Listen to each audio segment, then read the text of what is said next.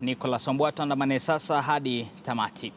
Rais Uhuru Kenyatta amezindua mfumo wa maendeleo ya kasi ya siku 100 kwenye sekta ya maji kuhakikisha kuwa idadi ya Wakenya wanaopata maji safi inakuwa kutoka 60% sasa hadi 80% kufikia mwaka 2020.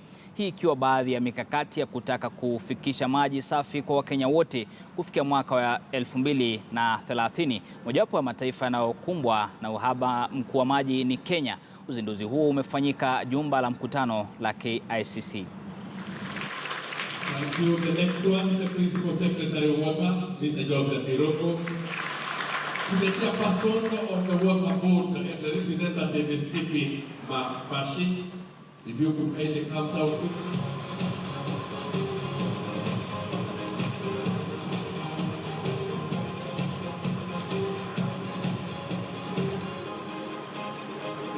The fate of our water resources is tied to that of our environment, more specifically to that of our forests. Simply put, protecting our environment will guarantee the continuity of supply of our water sources, and failure in this regard is therefore not an option. Ladies and gentlemen, let me conclude with these thoughts. As I indicated earlier, water is life. I therefore wish to call upon the leadership also of devolved county governments to give more priority to water and sanitation. As national government, we commit to continue to invest heavily in water storage dams across the country. But the last mile distribution and reticulation of water to our citizens is a function that rests with our county government. Na viongozi wa dini sasa wanapendekeza mabadiliko kwenye katiba ili kupunguza gharama ya mishahara kwa wafanyikazi wa serikali. Kongamano la miungano ya dini la ufungamano linasema idadi kubwa ya bunge, maseneta, magavana na wawakilishi wa wadi imefanyika mzigo mkubwa zaidi kwa walipa ushuru, kiasi cha kulitumbukiza taifa katika mkondo wa kugharamikia tu bila ya kuwepo miradi yoyote muhimu ya maendeleo. Religious leaders have the God-given moral responsibility to bring positive transformation in Kenya. Hence, the Fungamando joined the UJFRO intends to take the initiative once again to propose suitable amendments to the Constitution for the benefit of all Kenyans through the referendum or by acts of Parliament where necessary as follows. Any amendments must be for the benefit of all Kenyans and the country, not for creating positions for politicians. The amendments must aim at cutting down the size of government. The number of constituencies and elected members of the National Assembly, we propose that they be reduced to 150, down from the current 290.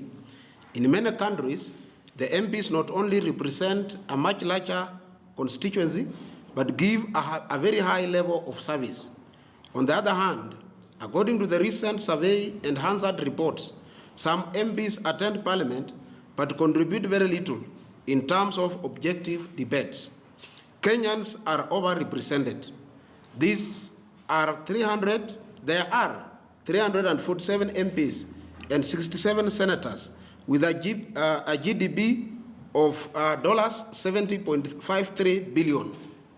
USA has a population of about 325 million with 535 congressmen and 100 senators and a GDP of $18.75 trillion.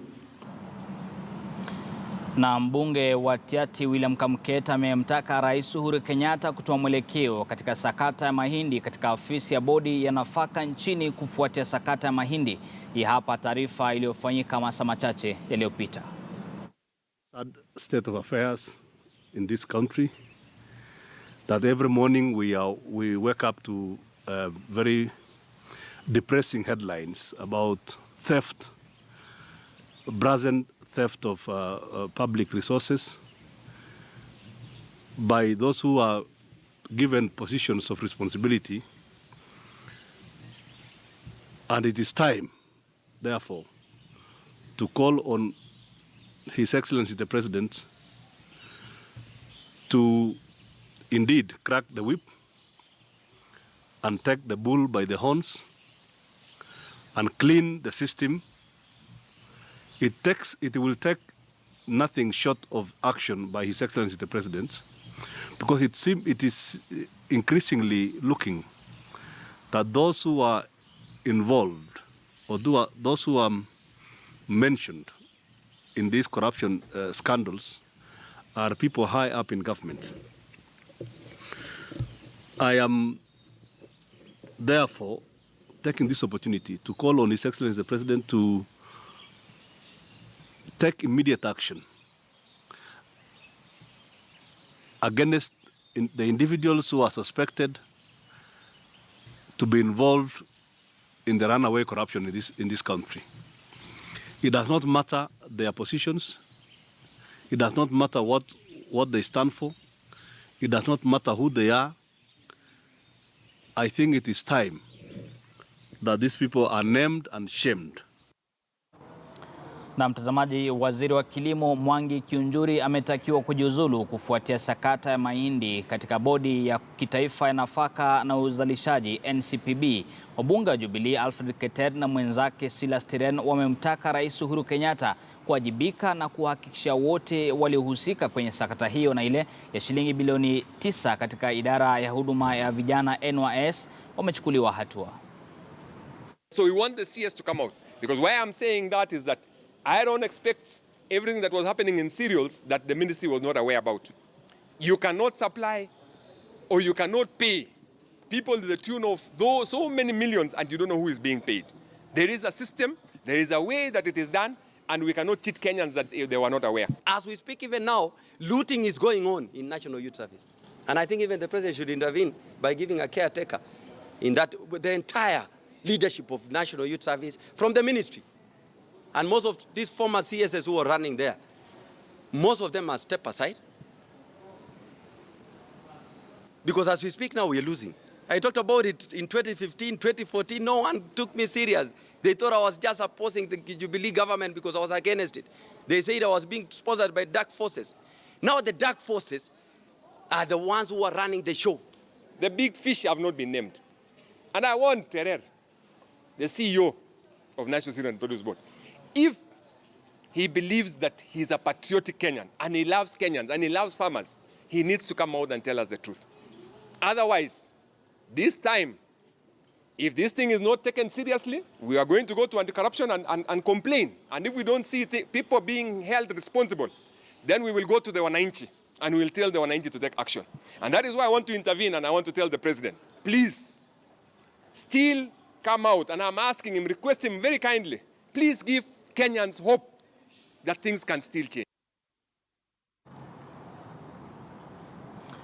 Na mbunge wa Dagoretti Kaskazini Simba Arati amesema kuwa kuna sakata kubwa zaidi katika shirika la huduma kwa vijana NYS baada ya mabilioni kudaiwa kupotea. Arati alizungumza katika mazishi eneo bunge la Bobasi na kutoa onyo kwake Rais Uhuru Kenyatta kwa makini kwamba baadhi ya viongozi katika Jubilee wamefaidika na sakata mpya ya NYS. Wizi wa 9 billion. Unajua leo hii mtoto amezaliwa tupe yeye milioni, aanze kuhesabu shilingi moja 1 2. Mtoto hata choo aendi, anahesabu tu. Akue mwaka 1 2 3 4 mpaka 34 years.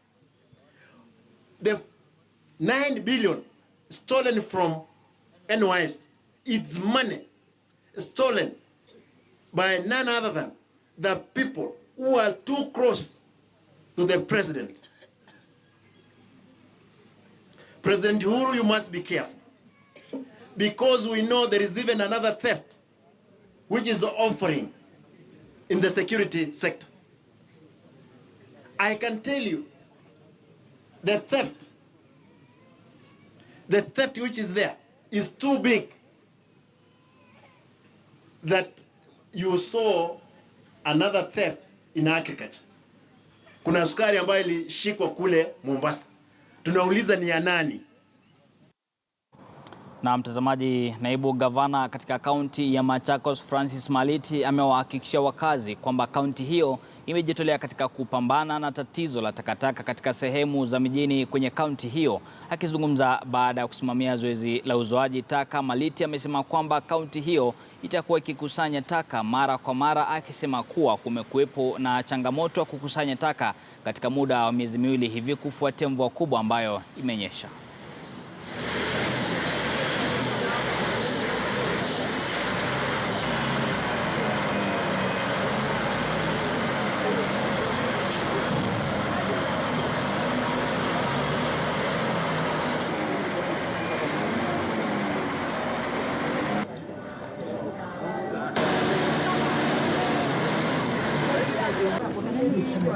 Kuna takataka na tumeweka mipango kambambe ya kuokota hiyo takataka yote ili watu hapa sokoni waishi kwa mazingira ambayo ni safi.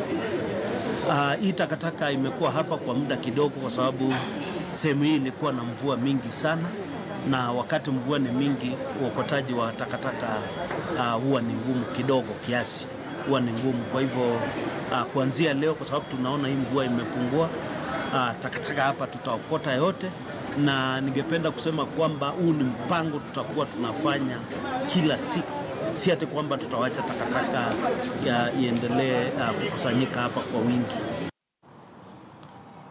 Na mtazamaji, Kenya na Uingereza zitaandaa kongamano la kimataifa la watu wenye ulemavu Julai mwaka huu. Akizungumza kwenye uzinduzi rasmi wa kongamano la walemavu kwenye taasisi ya mitaala KICD hapa Nairobi, mkurugenzi wa huduma za maendeleo ya kimataifa Sarah Montomeri amesifu Kenya kwa kupiga hatua kwa masuala ya haki za walemavu. Katibu msaidizi wa Wizara ya Leba Abdul Bahari amesisitiza kuwa serikali imejitolea kuhakikisha haki za walemavu hazijakandamizwa.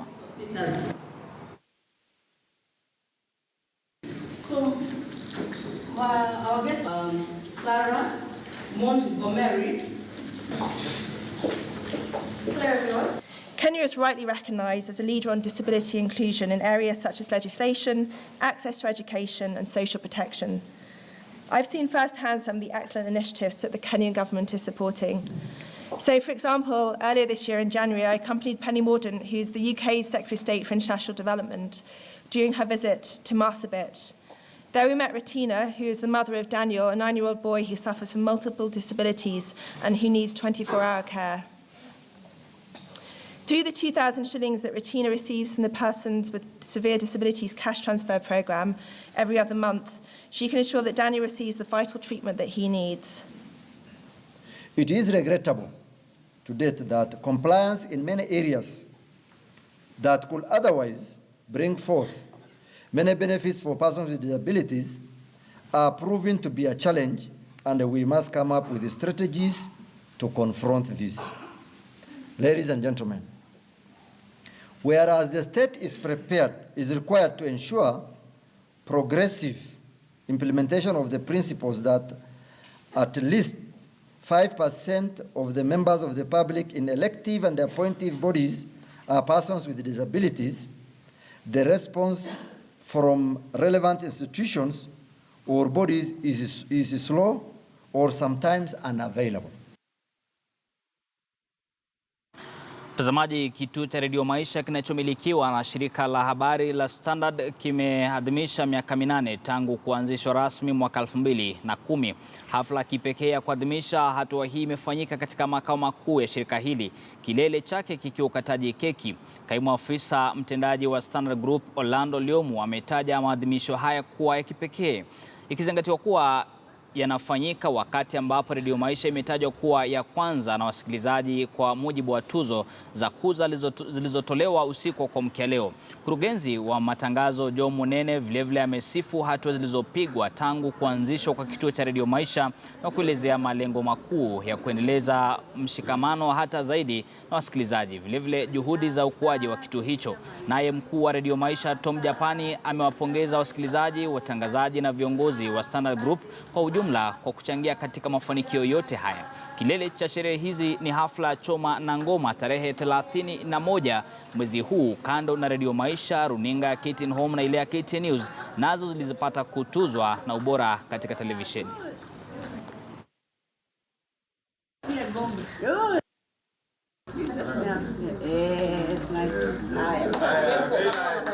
It's such a great honor to be here today to celebrate 8 years. It's such a privilege, you know, to be awarded yesterday night, and then this morning to actually celebrate our 8th year. It's such an honor. Na wasikilizaji wetu tunawapenda, tunawashukuru sana. Na kwa uongozi wetu pia tunashukuru kwa ile nafasi ambayo mmetupatia kuweza kupaa. This team is passionate. They're very committed. They love their work. They do not need pushing, and really, I believe we deserve this award as the people's choice. We are so delighted to celebrate the winning of Radio Maisha in the People's Choice Award. And this has been an interesting journey where we have succeeded in putting the listener front and center of our promotional agenda. And we are looking forward to cementing this position through growing Radio Maisha, which is a restless brand. We're constantly growing, constantly evolving to meet the needs of our audiences, and we're expanding into events, starting with a signature event on 31st of May called Choma na Ngoma, which is being fronted by the brand Radio Maisha. Just a complete celebration of African food, African music, African culture. So make sure you get your tickets out there so you can come and celebrate with us. Bila shaka ni kutokana na uongozi wa Mwenyezi Mungu na kuna utangamano mzuri miongoni mwa wafanyakazi wa Standard, viongozi wetu ambao wako hapa, wanahabari wote kule kujitolea kwa moyo na kujikakamua, kujibidisha na kadhalika. Kwa hivyo tunatoa shukrani za dhati na si mwisho, ni mwanzo tu.